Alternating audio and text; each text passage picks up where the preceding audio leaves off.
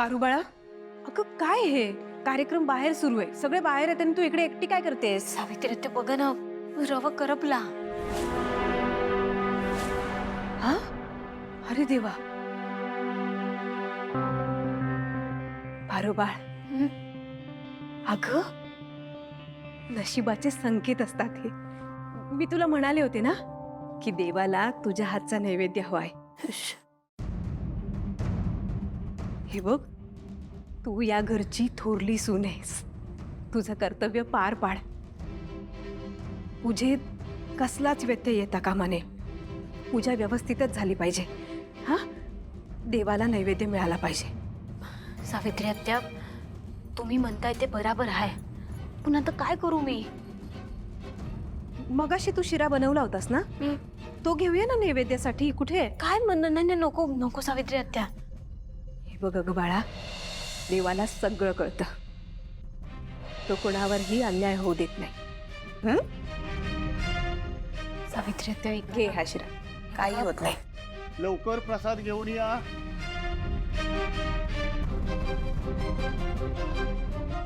सावित्री आत्या, मी काय म्हणते, यो मान प्रिया मॅडमचा आहे आणि त्यांच्या हातानं शिऱ्याचा नैवेद्य जायला पाहिजे, जो जाऊ शकत नाही. माझ्याकडे एक आयडिया आहे.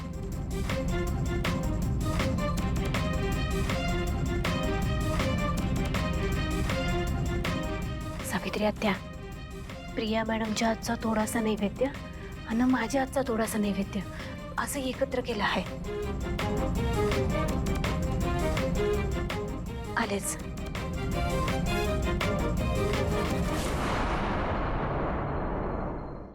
देवा, हिला हिच्या हक्काचं सासर मिळू दे.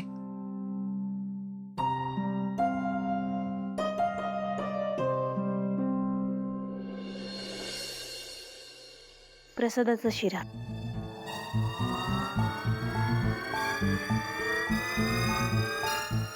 पारू, तू पदराला गाठ बांधून घे.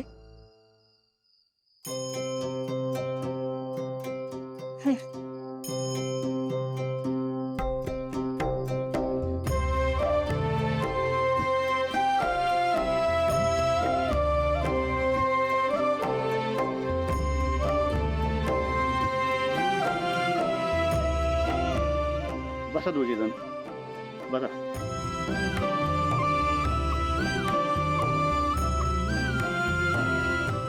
चौकाला आणि देवटीला हळदी कुंकू वाहून घ्या.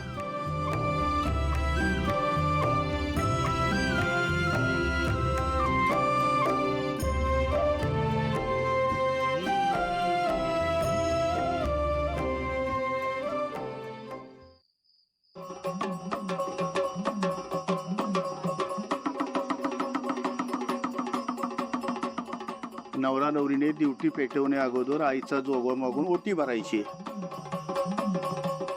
पण एवढ्या रात्री कोणाकडे जोगवा मागायला जाणार?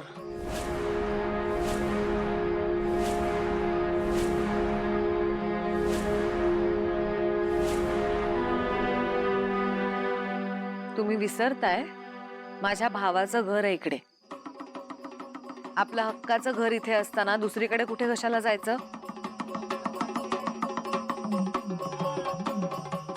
चला चला या. या.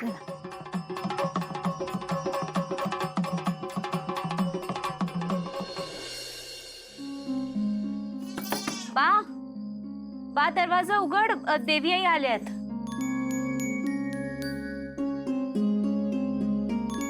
या नाही.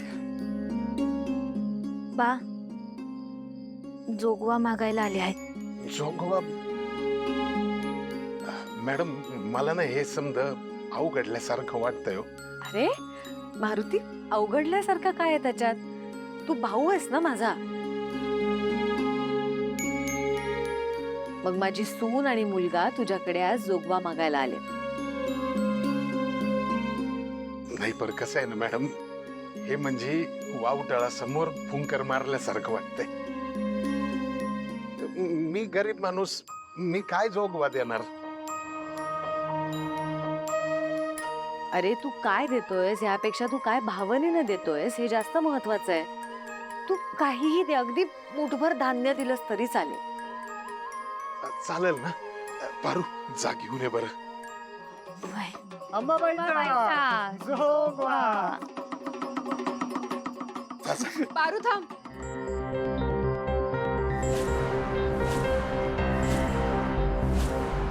पारू, आता वहिनी म्हणाल्या मुठभर धान्य दिलं तर चालेल म्हटल्यावर तू मुठभर धान्य घेऊन येशील का गो? तसं नाही हा चालणार. काय आहे तू तू प्रीतम आणि प्रियाला लग्नात सुद्धा काहीच गिफ्ट नाही दिलं. दामिनी, काय? मोहन, जोगवा मागायला आलोय आपण, उगाच दारात वाद नको. आणि पारू, आता तर तुझे लाडके प्रीतम सर आणि प्रिया तुझ्या दारात आलेत जोगवा घ्यायला. मग तू काहीतरी मौल्यवान वस्तू द्यायला पाहिजे है ना?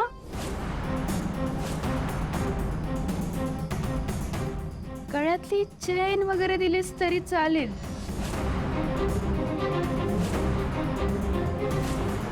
एकदा का गळ्यात मंगळसूत्र पडलं ना बाळा, की बाईने ते शेवटच्या श्वासापर्यंत काढायचं नसतं. देतेस ना? वय आलेच.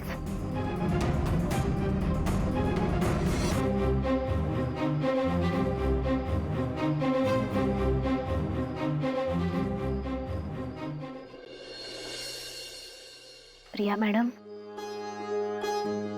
हे माझ्या आईचे कानातले आहेत.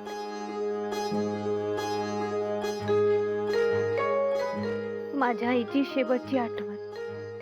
नाही नाही नको पारू, अगं याची काहीच गरज नाहीये.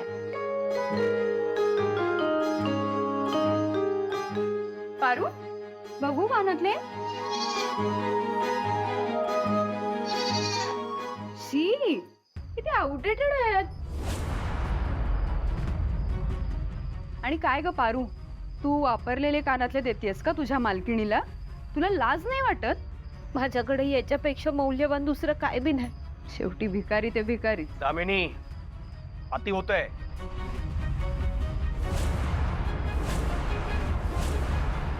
दामिनी, तुझ्या सकट तुझ्या सगळ्या दागिन्यांचा जरी मोल लावला ना तरी कमी पडेल.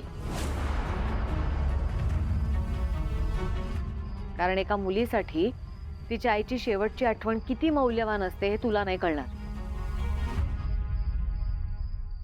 देवी आई, माझ्या जीवापेक्षा मला हे कानातले लई मौल्यवान आहे.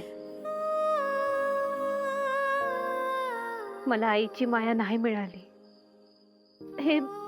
हे कानातले माझ्या सोबत असले ना की माझी आई मला माझ्या सोबत असल्यासारखं वाटतं.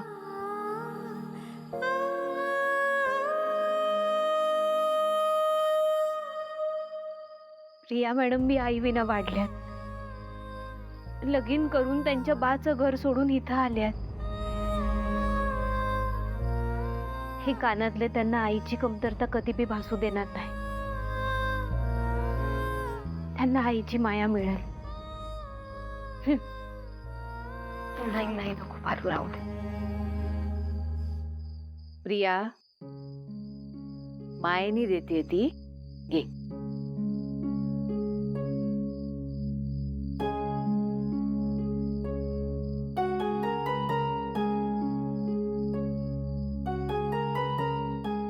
बाईचा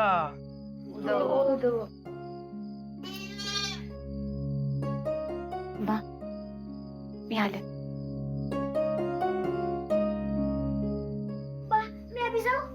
देखो उद्या सकाळची शाळा आहे. चालू राहा आतमध्ये. चल.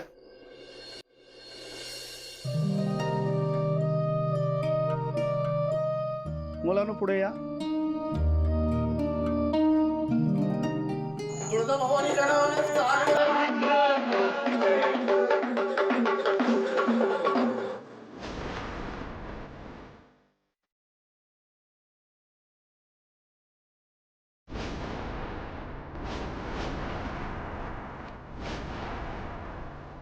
आता धावाई धाई दैत्य मातला आणि संपू देत काळ दुष्ट मंगनात.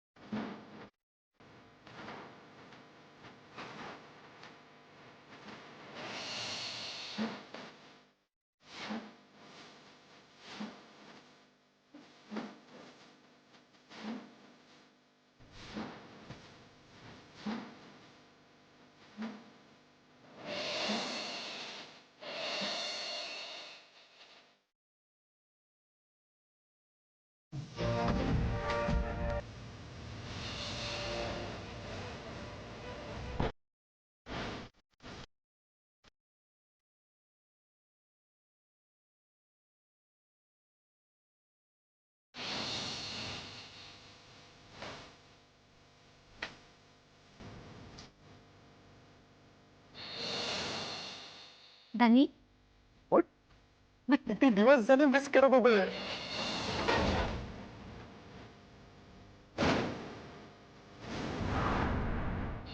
हे असं चोरून लपून माझ्या पायात पैंजण घालण्यापेक्षा ना आई समद्यांसमोर पैंजण घाल.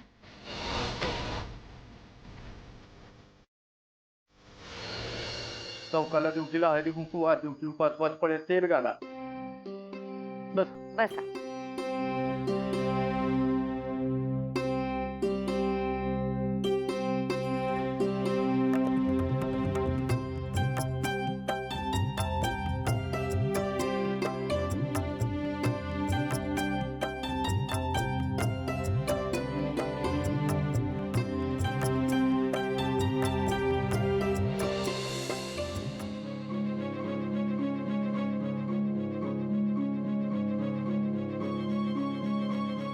देवीची बी काय लीला आहे ना. कधी स्वप्नात बी ज्याचा विचार केला नव्हता तेच घडलं. जाहिरातीच्या निमित्तानं का वैना आदित्य सरांनी देवा ब्राह्मणाच्या साक्षीनं माझ्या गळ्यात मंगळसूत्र बांधलं. हक्कानं नाही, पण नियतीनं तरी मी या किर्लोस्कर घराची मोठी सून आहे. समद्यांच्या साक्षीनं नाही, पण माझ्या मनाच्या समाधानासाठी तरी माझी ही मनोमन असलेली पूजा देवी माऊली गोड मानून घे.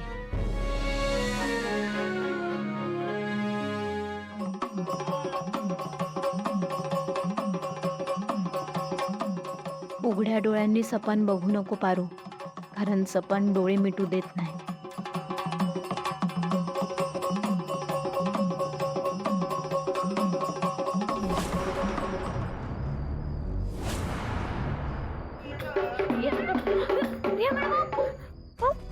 मॅडम तुम्हाला पाजलं तर आहे ना? नाही.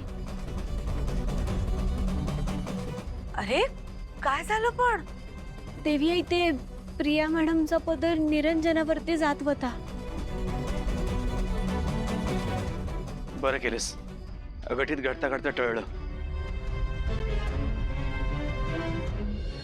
आता उरलेले तेल ड्युटीवर घाला. थांबा मी देते.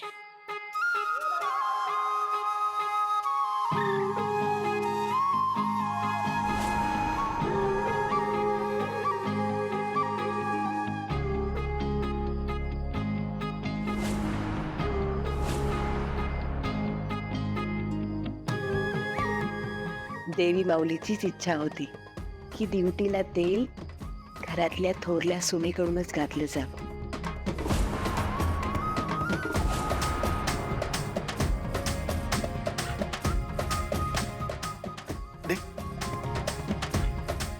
हे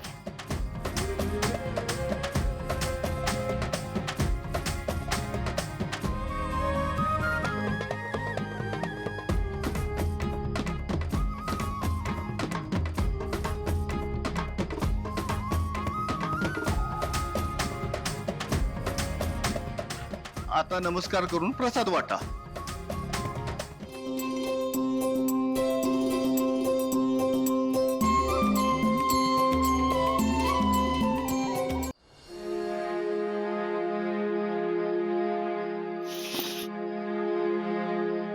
कोण आहे? कोण आहे?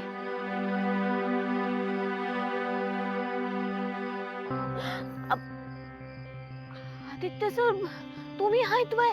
घाबरले ना मी. कसं वाटलं गिफ्ट? गिफ्ट? कसलं गिफ्ट?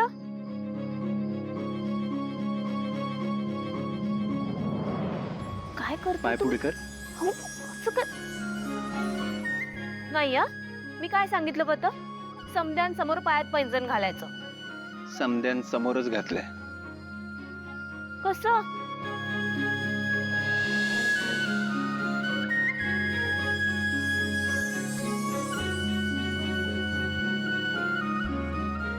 काय झालं पण? देवी आई ते प्रिया मॅडमचा पदर निरंजनावरती जात होता.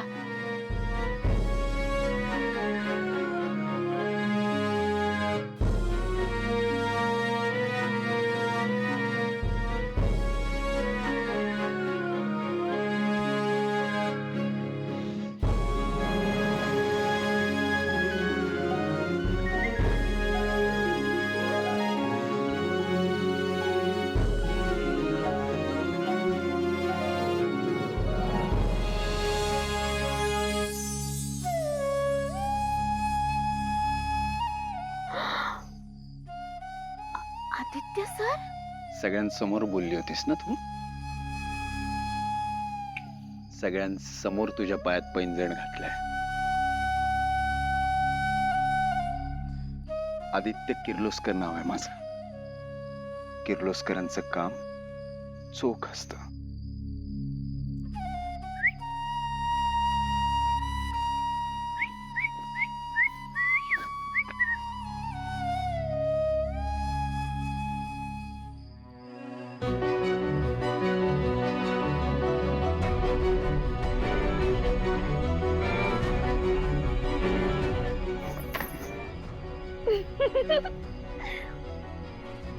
आणि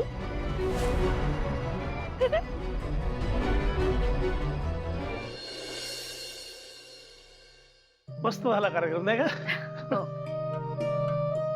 आई बोलवलंस? हो,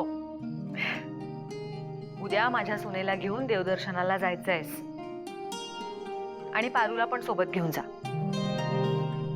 तुला काही लागलं तर पारू बघेल.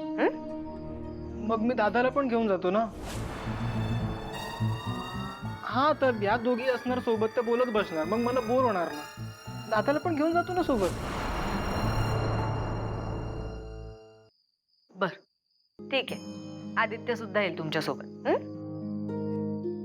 जा आता आवरून घे. हो, चला येतोच आहे मी. चला चला.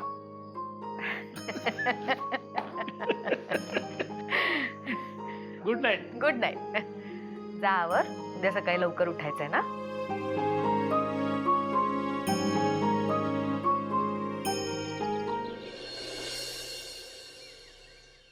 आदित्य आणि पारू तिकडे त्या प्रियाच्या गावी एकाच घरात राहत होते. इतके दिवस तिकडे नवरा बायको बनून एकत्र राहत होता तुम्ही. मग तिकडे नक्की काय काय केलं हे सगळं सांग आता.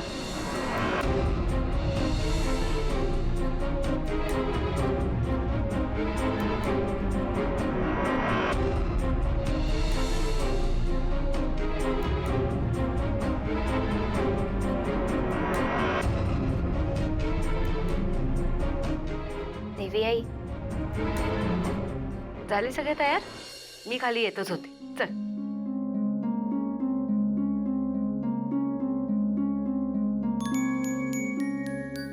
काल देवाला प्रसाद मी केलेल्या शिऱ्याचा केला. होमात आहुती बी माझ्या आणि आदित्य सरांच्या हातनं पडली. आज आम्ही दोघं देवदर्शनाला जातोय. बघायला गेलं तर लग्नाचे सौंदे ते पूर्ण व्हायला लागलेत.